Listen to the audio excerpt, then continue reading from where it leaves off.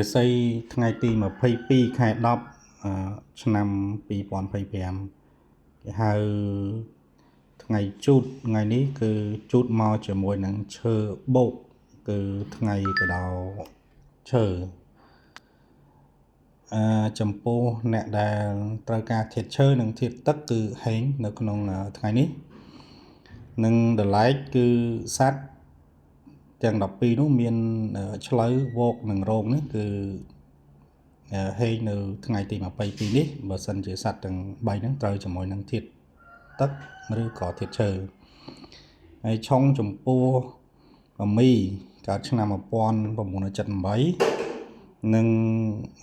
ឆុងលៀបពណ៌នោះគឺ